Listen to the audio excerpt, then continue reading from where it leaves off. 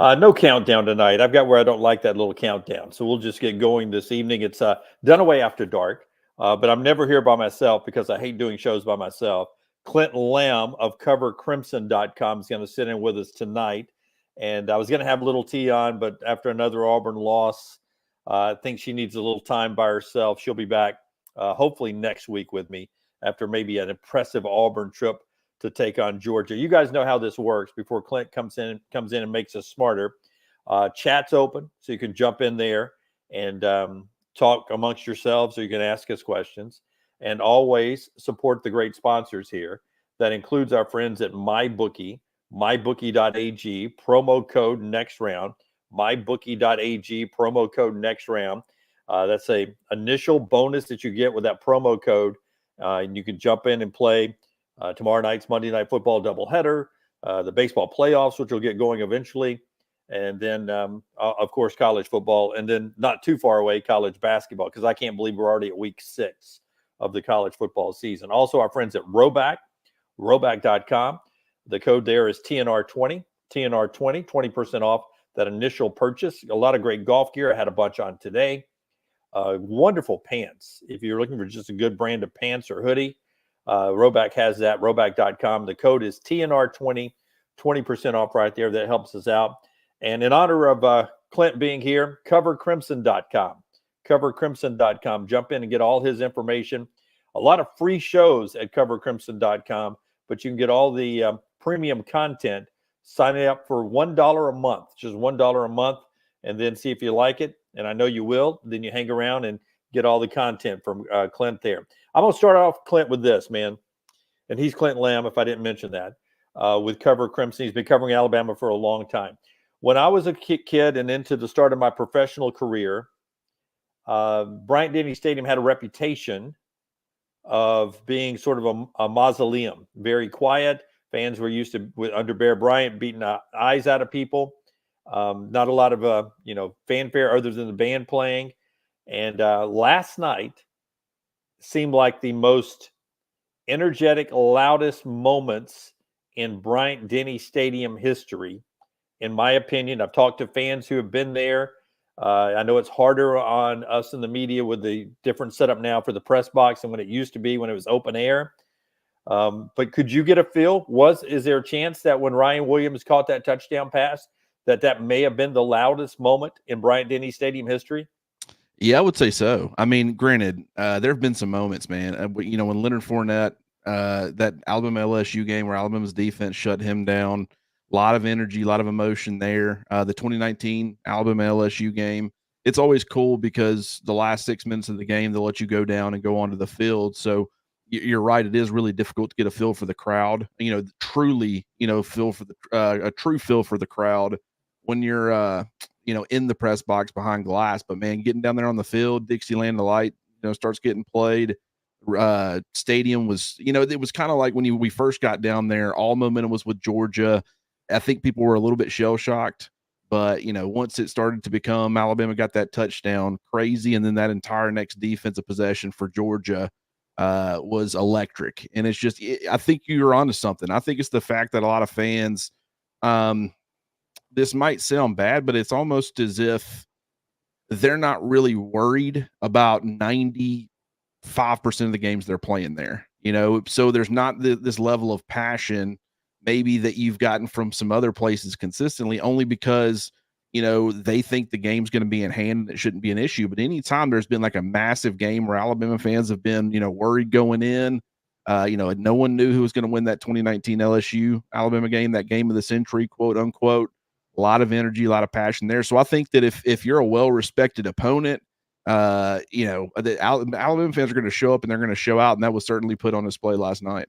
Can I add one other thing? That since it wasn't Nick Saban anymore, and it was Kirby and Georgia in the house, that for at least one night, it felt like Alabama fans had to be the LSUs of the world. They had to be the Tennessees of the world, where they had to bring a little bit more because, maybe this was a crossroad for the dynasty, the program, if you will. and you needed a little bit more last night. I hats off to the crowd. I've seen Herb Street comment about it today. Josh Pate commented about it today. Everyone raving about the game day ops, the music, the blend, the fans, and everything. Bryant-Denny Stadium doesn't get the respect that Jordan Hare, that Neyland, the Swamp, Tiger Stadium, even Kyle Field gets. And I think that's a shame. This place has turned into a great stadium, just the way it's been built out over the years. It looks great, great sight lines, and then the crowd has turned into one of the best in college football, in my opinion. Well, it's interesting. You mentioned a lot of schools there. And I'm not saying that you purposefully left Georgia out, but Georgia was left out too. And I think that it's because, especially in recent years, they've come as close to feeling like an Alabama fan as anybody has done. Just because that when you come to expect to win, like I will say probably as long as I live, and maybe I'm wrong on this, but the loudest stadium I've ever been in, the craziest environment. Last night was absolutely incredible. The only environment that I would ever compare that to or say exceeded that was Neyland Stadium 2 years ago in 2022. Because you're talking, I mean, that's 16 years of built up passion. I saw grown men on the field bawling their eyes out after that game, doing, snow angels on the grass. And just, I mean, that's something, I mean, Alabama fans haven't experienced anything like that, like going that long without winning a game against one of your biggest rivals. And just all that stuff, and just the trash talk flowing one direction for so long. So it's understandable. But I will say, when Nick Saban has asked fans to show up and show out when it was really, really needed, they've always answered the call, and they more so did that last night than I can ever remember. I mean, a ton of props to them. Yeah, I mean, Georgia, when they had Notre Dame on campus for that game, it was a great atmosphere. But sadly, with the way the schedule has been for Georgia over the years, stuck in the SEC East, they play the Florida game in Jacksonville. They just haven't had a lot of those type of games over there. And when they have, they've made the mistake of wearing black jerseys, and it didn't go their way there. Kirby even commented afterwards about what a great atmosphere it was. And keep in mind, that was the first time Kirby had brought Georgia in there with a full capacity. When they came in 2020, that was the COVID year, and it was about 18 to 22,000 fans in there. So it was his chance to finally, he helped take this thing to another level with Nick down there. And I think it was good for him to see, what it has turned into. Just a great night at Bryant-Denny Stadium. Charles says, Roll Tide, what a classic night it was last night. Landmine Believer, Roll Tide, roll. Never let your foot off the gas versus an elite team. That's his comment from last night. We'll jump into that, but AK hits it right here. Number one in the country. I was on with you guys on Cover Crimson afterwards. And even in the back of my mind, I thought to myself, there's a lot of voters around the country that still are going to put Texas's win at Ann Arbor to keep them number one, and Alabama's win over Georgia. Alabama would probably go to number two. I hinted they could be number one, but there were still a part of me, Southern boy, that thought the northern vote was going to put a little bit more weight on Texas's win at Michigan, but they didn't. Bama's number one. So give me your thoughts on Alabama now as the number one team. Yeah, I thought whoever won this game should be the number one team, just because you knew it was going to be a war. And props to Georgia. I mean, last night, and I still feel this way. I talked about it with Nick earlier, yet again. But I mean, I still feel like Alabama is the much better football team right now. That does not mean that they're going to continue to be the better football team throughout the rest of the season or into the SEC championship or the college football playoff or whenever. But for right now, it seems like they had a much better game plan when they're executing like they're capable of. And I don't put as much on the defense as a lot of fans are right now. I understand the frustrations because of the product that you saw, but I also understood the situation that the coaching staff found themselves in, being up 28-0 and then up 30, to 7 at halftime. That's a difficult mindset to get in or out of, because people are going to criticize whatever you do. Like, if you continue to have the foot on the gas and you're stopping the clock and you're giving Georgia a ton of extra possessions, people are going to be like, why aren't you running the ball more? If you're doing nothing but running and you're becoming really vanilla, people are going to be like, hey, why are you, you got here by being aggressive, continue to be aggressive. So there's a balance, and I think that's difficult to find sometimes. But I think that, in that first half, when Alabama came out, I thought that The game plan was well put together, and I thought it was very well executed on both sides of the football. They made life very difficult for Carson Beck. He did not look like a future number 1 overall pick or a future first round pick. He got it together in the second half and played much better. I thought, Alabama was giving him some things underneath that helped him get momentum. But it just, defensively they were really aggressive. Offensively, the way they attacked Georgia's defense was just it was, I compared it last night. It's art. And they weren't able to maintain that for 4 quarters, but you saw once again late when they need to turn it on, they're certainly capable. I think between when you talk about the offense, the defense, and the coaching staff aspect to this, there's 3 elements, and special teams. I think that Alabama is the best team in the country right now. I'm on Sirius XM with Dusty and Danny tomorrow, Dvorak and Cannell, and they obviously want to talk about this game with me. And the one thing I'm going to bring up is sort of what you were talking about there is I was waiting to see what this coaching staff would look like game planning for a game like this. I knew 17 years of how Nick Saban and his staff would have prepared for this game. I wanted to see, with all due respect to Kalen DeBoer and the guys who came with him, what they look like in a big SEC showdown against Kirby Smart and a really good coaching staff there. And I know they played for the national championship last year, which means they prepared for a lot of big games. But I wanted to see this game plan last night, and I was blown away at how they prepared for this game, how a great defensive mind like Kirby Smart, Glenn Schumann, Will Muschamp, who's an analyst there Monday through Saturday, just all the guys who have unbelievable minds over there, how they were just looking for answers in the first 18 minutes of that game. It blew me away how well prepared Alabama was, both offensively and defensively. And it was the most impressive thing, obviously, that I've seen this coaching staff do so far. But it had been a long time since I'd seen an Alabama staff like that, having a staff like Kirby's just searching for answers like that. It was amazing. Well, and you're 100% correct. And it was the game plan, but it was also the players' ability to execute the game plan too. It worked beautifully together. And that's the part to me that probably was the most impressive. I mean, I'll say this, I use this game and this comparison a lot, but it is one of those rare situations where I always try to get into a mindset like, what would I be trying to do? What adjustments would I be making?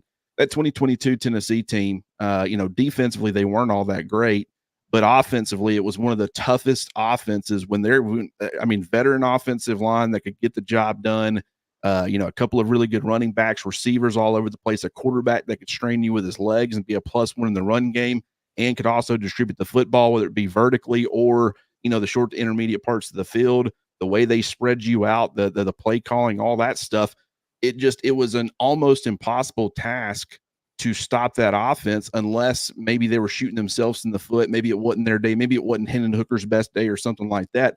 But, Alabama last night was really close to that. When Jalen Milroe was able to execute the short to intermediate parts of the field, on top of the fact that he's able to strain you like he is with his legs, which I don't think people quite realize. I mean, they do, but just his ability to attack the perimeter is such a massive problem for any defense.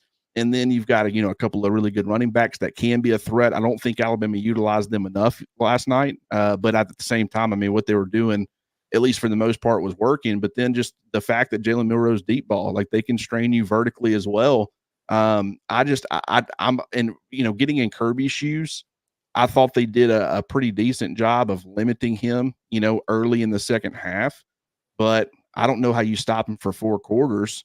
And, when he's on his game like that, which, I mean, it's starting to feel like this is going to be like a Jalen Milroe, 9 games out of 10. So just Alabama offensively right now, the way that they can attack you with the play calling, and the game planning and all that stuff, on top of the fact that you're getting, in my opinion, and some people might not agree, but when they're, I think the aggressiveness on defense, they have a really, really good defense, and you're going to see some growing pains. This won't be the last time that you'll see some of those freshman defensive backs struggle at times.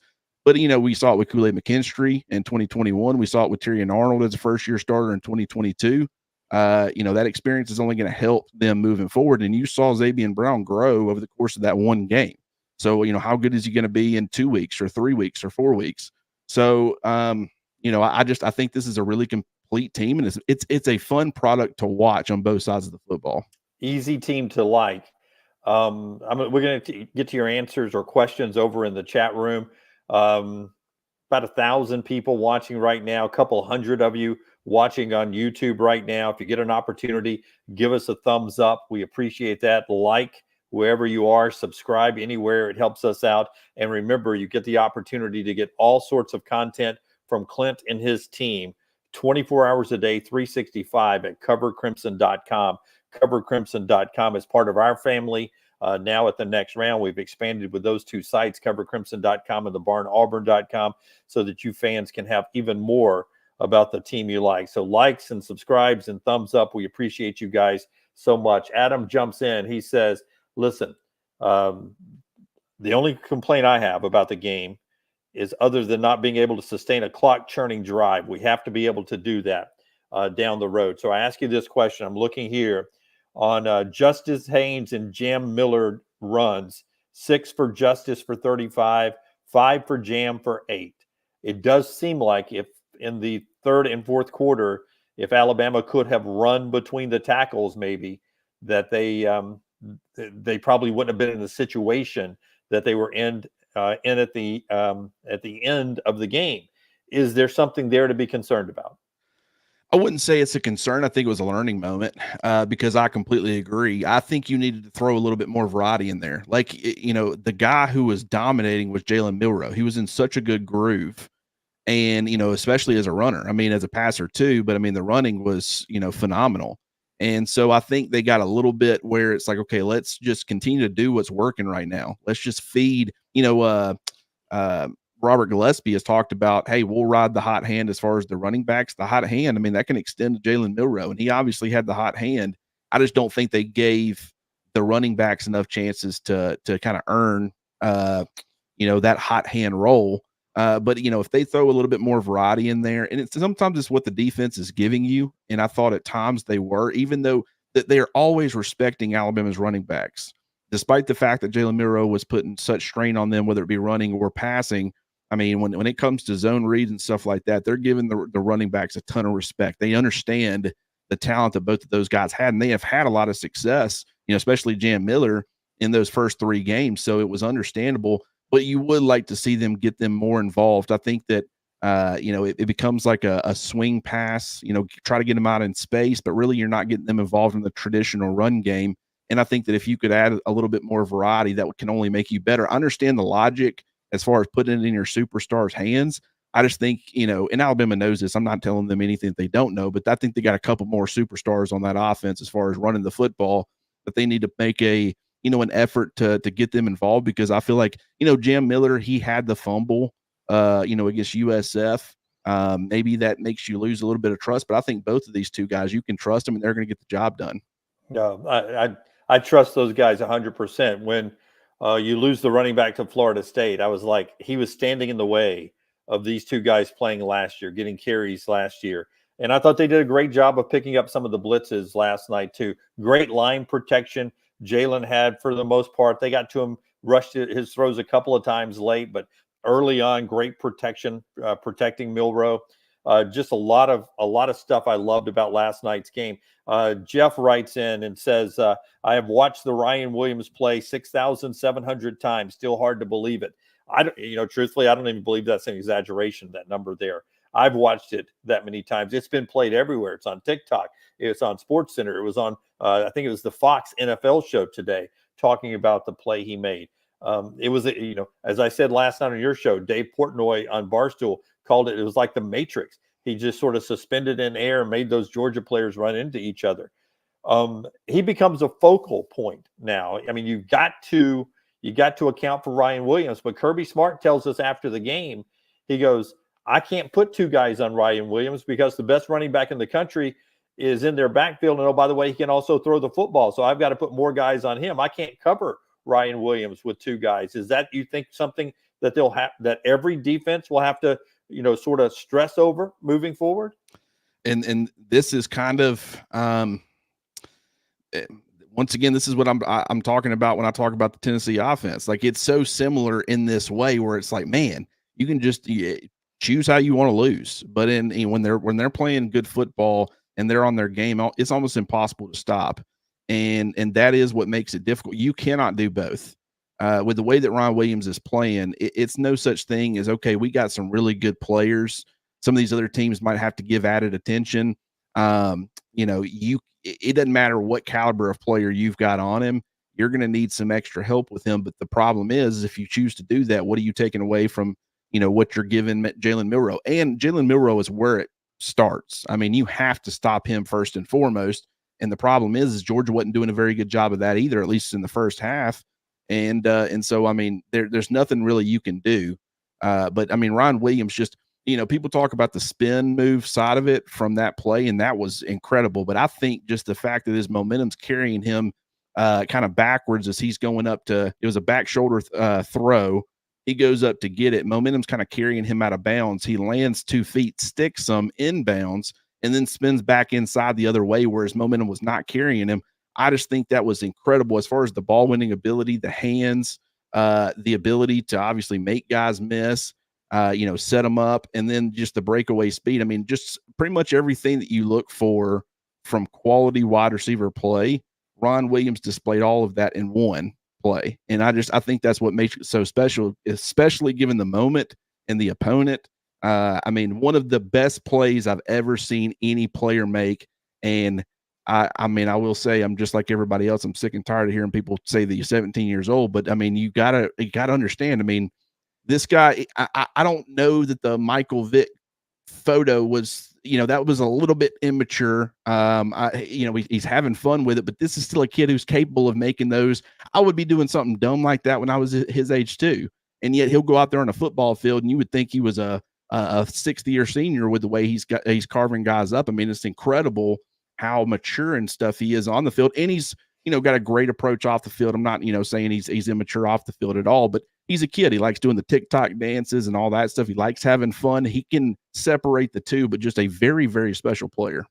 If you see some of the people he's doing the TikTok dances with, when I was in college, I'd have been right there with him, my friend. That's exactly who I'd want to be dancing with. But Jeff says, you keep talking about it. I don't want to wish the season away, but he says just everybody hold their water, because Alabama and Tennessee and Neyland is shaping up to be another epic top 5 matchup.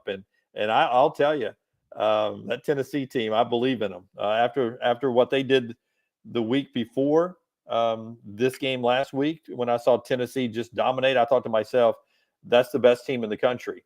And now I think Alabama's in that conversation, and we're going to get to see Alabama and Tennessee. I got asked on the golf course today, so Alabama and Georgia can play each other 2 more times? And I'm like, yeah, they could. I said, or Alabama and Tennessee could play each other 2 more times. Or it could work out to where you get a lot of these same teams down the road if they happen to meet in the SEC championship game. So we may not. They kept hinting on the broadcast last night, it's probably not going to be the last time these two see each other.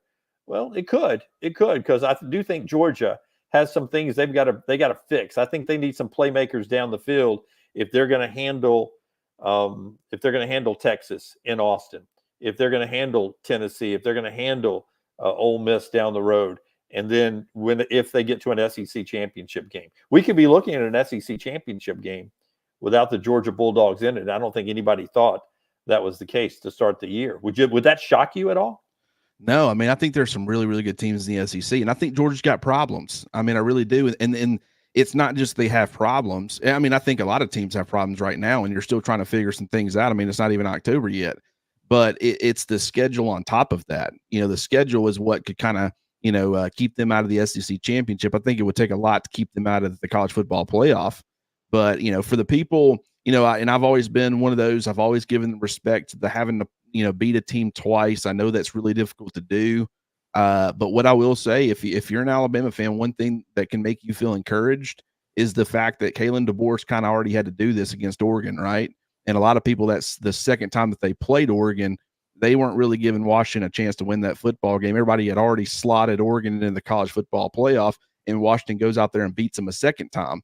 So, that has to make you feel encouraged because, from what I remember of that game, and if it becomes an important talking point later on, because they are going to play Georgia again or Tennessee again or someone else, I'll go back and really confirm this. But I want to say that Kalen DeBoer and company, that entire coaching staff did a really good job of kind of staying ahead of things.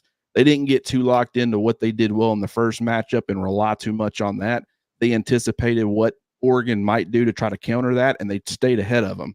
And I think that that's just absolutely critical if you're going to play a team a second time. So if you're an Alabama fan, just that experience, I'm sure that will become a bigger talking point later on if that actually ends up coming to fruition. But it's going to be really interesting moving forward. Truthfully, I never thought I would sit here this year and Alabama would be ranked number 1. And here we are. My sights were like, man, first year, get that 10-2 mark, make it into the playoffs, and then build on that. And now with what happened last night, I know it was a blowout, and then they came back and actually fell behind and won the game going away. But it just felt like such a big win, even though it means really nothing yet. But it felt like such a big win that, as they said on the broadcast last night, and everybody at the stadium was saying, man, this team could win it all. And dang it, they could. Here's Lance, and I want your thoughts on this. Lance Hunter, who jumps in, he's a hunter, not a gatherer. That win was huge. A quality win gives us room for 2 losses and still make the playoffs if needed.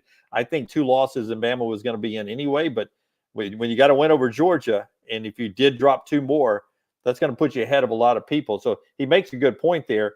I would say this, with that win over Georgia now, start finding me that second loss, though. If you say Tennessee gets you in Neyland, find me that second loss. I mean, that's going to be harder to do. Do you think last night was good enough to be a quality win that Alabama can ride on into the playoffs? I mean, it really feels that way. And I will say, we'll see. There's a big box that Alabama needs to check right now.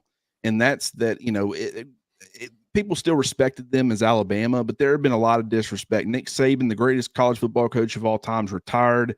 This team's going to fall off, and they've had a big chip on their shoulder.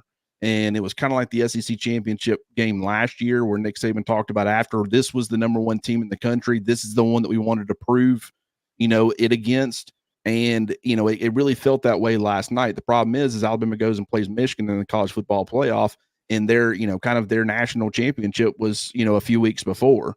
And so moving forward, the box that Alabama's got to check is now you're getting all this attention. Ron Williams is getting attention from celebrities. Chris Paul's weighing in, LeBron James. I mean, just it's incredible how many people saw what he did last night and are talking him up. And I mean, that's a lot of he's handled all the hype so far with, flying colors. So there's no reason to believe he won't continue to do it that way. But I mean, when you look at this team and stuff, they've got to prove, go out there against Vanderbilt, don't come out, flat or rusty or anything like that. Come out, be focused. If they don't, I don't think it's the end of the world. It's very difficult after a really emotional game like that to come out and be very sharp. But, I will be curious to see what they do moving forward in the next couple of weeks and how they continue to play. But, yeah, as of right now, you do have – a lot of people assumed if Alabama had 2 losses on the schedule, one of them was going to be Georgia. And so the fact that Georgia wasn't one, now you've still got that 2-loss mulligan. So you can lose maybe – I mean, you go on the road to Baton Rouge. That'll be tough. You play Missouri. You go on the road and you play Oklahoma, who's, decimated right now. We'll see where they're at towards the end of the year.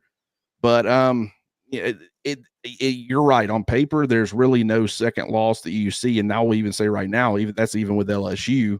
But at the same time, I mean, as Kentucky proved against Ole Miss, you got to bring it every single week, or pretty much anybody in this league can beat you. Yeah, that's what makes this league so fun. Michael jumps in and says, hey, I think we can stop talking about Ryan Williams' age, just talk about his greatness. I wouldn't disagree with that. Hunter with a good point. He says, if the ref calls pass interference before the half, we score, talking about Alabama there. So I want to just make 2 points here. One, love the fact that you saw DeBoer just get red-faced, throwing headsets, getting in the ref's face, because I do believe there's a large group of folks who have seen his kind demeanor, just an outgoing, humble guy, that they didn't think that he had that, despite his 119-12 record, whatever it is now. They somehow didn't think this guy had that competitive edge that Nick Saban had. And when you saw him chewing the ref on that horrendous call there, then I think that that made Alabama fans go, okay, he's got that side to him. Well, we never got to see Nick Saban go head to head against Kalen DeBoer, but the closest thing you were ever going to see to it was Kirby Smart versus Kalen DeBoer. And I would say, taking the Nick Saban, Kirby Smart approach to things and how they operate and how they run things, just because Kalen DeBoer likes to let his players have a little bit of fun. It's a different look. It's a different feel.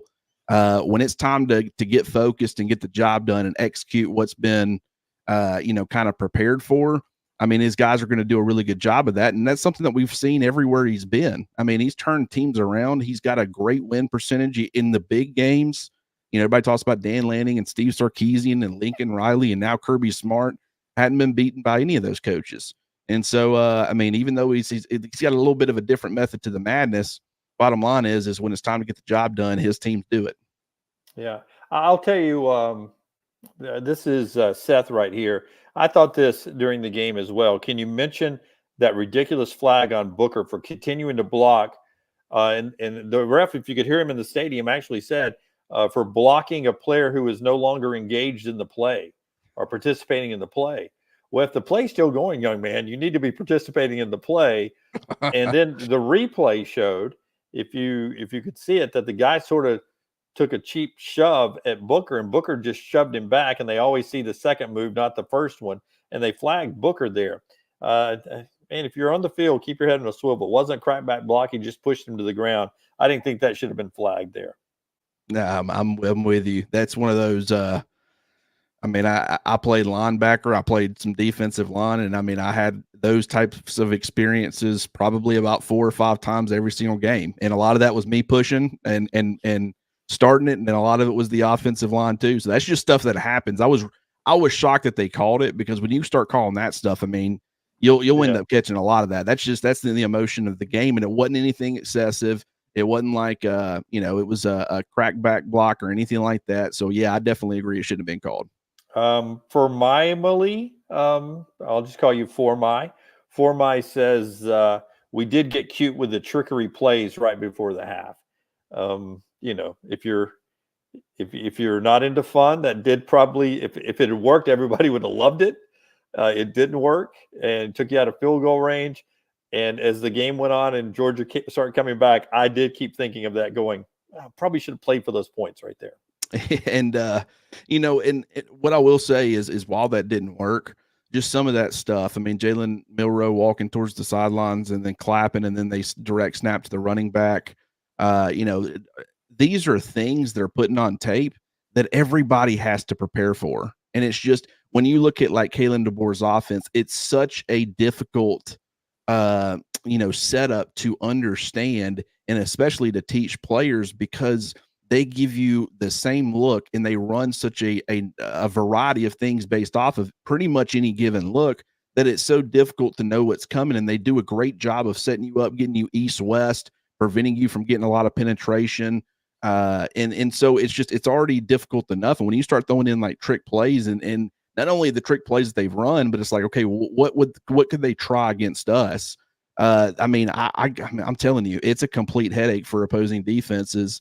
And so while it didn't work, and I understand it to a certain extent, I think, if I'm not mistaken, I think Kendrick Law got hurt on it. So, I mean, that's going to not make people happy. That not only are you running a trick play, not only does it not work, but an injury results from it. I understand where people are coming from, but I will say there's a couple of defense coordinators around college football right now, or at least upcoming on Alabama's schedule, that's having a real tough time with everything they're seeing on tape from Alabama. Yeah. Have you heard anything on Kendrick Law yet? We'll get an update from Kalen DeBoer tomorrow, but from what I've learned, it will be very close to the vest. And then we'll have to use our sources to find out a little bit more of the reality, and then we'll get the injury update on Wednesday and Friday. But have you heard any initial thoughts on K-Law? Well, one thing I'll say is this staff does a really good job. They will address the injuries, and a lot of times it's unprompted. Like with Nick Saban, it's like, if you want to know, you better ask, and you need to ask about a specific player, because I'm not giving you a full detailed injury report. Kalen DeBoer, for the most part, he'll get a lot of that stuff covered. But they also are very good about, let's wait till Monday and let's get an initial, what we've learned over the weekend after the game on Sunday, early on Monday, and then we'll give you what we know. A lot of times, it's a lot of times it's not anything really that's going to tell you a whole lot. But I mean, early on, we still don't know with Kendrick Law. Hopefully, it's not serious though. Rick wants to know, when does the recruits start committing now? Already a lot committed, and you had some lock it up this weekend and said, my recruiting is over. I'm locked at Alabama. Stop calling me. You're on the site over there. You guys are working that all the time. Is there more guys that Alabama's focused on that last night could have been a big turn? I mean, if you see some of the videos, they're showing the recruits up in the stands, and they're going wild after that exciting, Ryan Williams catch and score. And, after that interception, same thing. It was really unfortunate because Justice Terry is a huge, important prospect for Alabama, 5-star defensive lineman. One of the most impressive players that I've seen on tape in this entire class. He was supposed to be there, but with the weather that came through, I think it bumped his high school game back to Saturday, so he wasn't able to actually end up coming. And it's like, man, against the team that everybody thinks is the team to beat right now in Georgia, if you get him on campus, he sees that environment, that electricity, what it would feel like to play for the University of Alabama in those big games. I think that would have been a huge boost for them. It's unfortunate how that ended up working out, but there were plenty of big-time recruits there, and there's no doubt. I mean, when you look at Kane Womack's defense and you look at Kalen DeBoer's offense, there's no doubt that guys are going to want to play in both. They're very fun, like the free-flowing, vision-oriented defense is going to allow you to make a lot of plays on the ball. Alabama got its hands on a couple of interceptions, 3 interceptions total, had a chance for multiple more. The fact that they're able to be very aggressive, you got guys applying pressure on the quarterback, getting big hits offensively. If you're a running back, maybe you're looking at it and saying, I kind of want some volume. But I think that's just Kalen DeBoer. I think he's done a great job of adjusting the offense to Jalen Milroe. Unless you have a Jalen Milroe style of player, they're going to be able to adjust, and those running backs are really going to be the focal point of the run game. So, I think that that's something that changes based off of, who they have available. And Keelan Russell is certainly a dual threat guy, but I also don't think he's a volume runner to the same extent as Milroe. So, you're going to want to play in this Kalen DeBoer offense, and you're going to want to play in that Kane Womack defense too. I will tell you before I leave, or we leave tonight, mybookie.ag, the promo code's next round, rowback.com, promo codes TNR20, and then covercrimson.com. Go sign up and get all the free shows over there, but sign up for $1 for the premium content. That includes all the recruiting coverage all season long. I count 11 different people caught passes from Jalen Milroe last night, and 6 different people caught multiple passes against Georgia last night. Say what you want about anybody who left Alabama and went to Texas. That receiving core has improved over last year, and it's not just Ryan Williams. Bernard had a good night. I loved the catch Henderson made. I loved what the tight ends did all night long. I love Kobe Prentice, man. Kobe Prentice, when you need him, he is always there. 2 catches for 15 last night. I like where they are with that receiving core. What about you?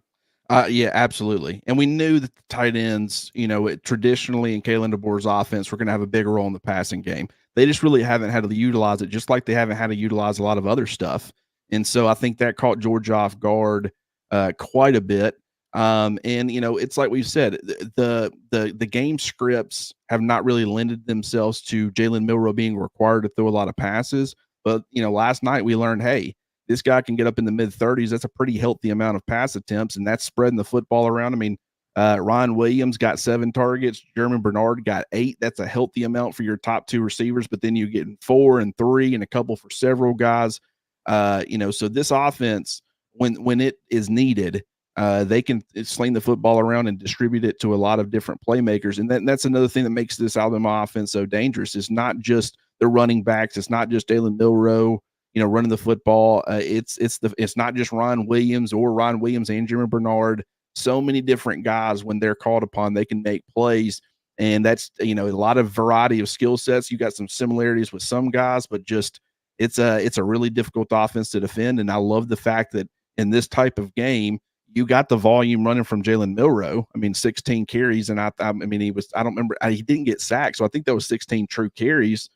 He got volume there, but you still were able to get 33 pass attempts. We'd like to see the running backs get a little bit more involved. It's difficult to do all three of those: volume with your quarterback, volume with your running back, or your running backs, and getting a healthy amount of pass attempts. So obviously one of those three legs is going to, suffer in any given game. But it wasn't really nice to put on tape that you're capable of throwing the football around and having a lot of success, 374 yards, a couple of touchdowns. And so, it's definitely a good crop of pass catchers. It just dawned on me. Just played a Kirby Smart Georgia Bulldog team with 0 sacks. And that is amazing. That is freaking amazing. It is. All right. Go ahead, Clint. Go ahead. No, yeah. I mean, I'm with you. It just, the offense, I mean, it wasn't perfect, but I think last night's performance was every bit as much as you could possibly have asked from anybody. Yep. All right. Alabama a winner. They're number 1 in the country now. Auburn gets Georgia. We'll talk more about that game at 9 a.m. Central tomorrow on the next round. But don't forget, Monday's our early day, 7 o'clock Central Time. Lugan, Bill, and I breaking down all of college football, including what went on down at Jordan-Hare Stadium, where the Tigers let another one get away. I mean, you could easily say that team should be 5-0 right now instead of, what are they, 2-3 as they go to Georgia, 2-3 as they go to Georgia. What's next for Georgia? How can they pick up the pieces after that game in Tuscaloosa? And then so it's Luganville and me at 7. Then it's Brandon Marcello and Ryan at 8. The next round at 9. Then we've got the coaches' news conferences in overtime, 12-1.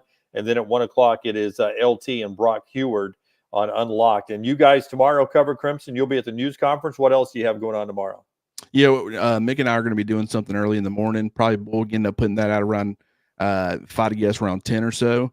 So definitely check out the next round and then, come back to that later. And then we'll also be putting out an injury report too. There's so much going on with the injuries. A lot of guys look banged up last night. Kendrick Law, Jahad Campbell didn't look to be 100%. Justin Jefferson. There's a lot of guys. So really curious to get that, and we'll be putting something out on it. And it's not just, talking about who all was included. It will be going in more in depth and talking about what it means as far as who's their backups, where does Alabama turn. So it'll be a fun, it probably won't be, extensively long, but it'll be a fun piece of content nonetheless. And when do you do your snaps? Snaps will be coming out tomorrow for the defense and then Tuesday for the offense. And I've already been diving into it a lot today. A lot of interesting points going on in this game. A lot of things I want to talk about. Yeah, finally got to one that mattered, and it was a good one for Alabama in a fun weekend in college football. If you're just looking ahead to the schedule, Alabama, of course, a heavy favorite. Vanderbilt next in Nashville, 3:15 on the SEC network. Elsewhere around the SEC, one of the bigger ones is Missouri and Texas A&M at 11 a.m. Central Time. You've got Auburn and Georgia, 2:30 on ABC. Ole Miss and South Carolina, 2:30 on ESPN. Alabama Vandy on the SEC network at 3:15. You've got Tennessee and Arkansas prime time, 6:30 on ABC, and you got UCF in Florida, 6:45 on the SEC network. Central Florida getting beat yesterday by Dion in Colorado. All right, Clint, thank you for staying up late after dark with us here. Thanks, everyone. Don't forget to hit a thumbs up, and we will see you soon on all of our platforms, including the next round, covercrimson.com, and thebarnauburn.com.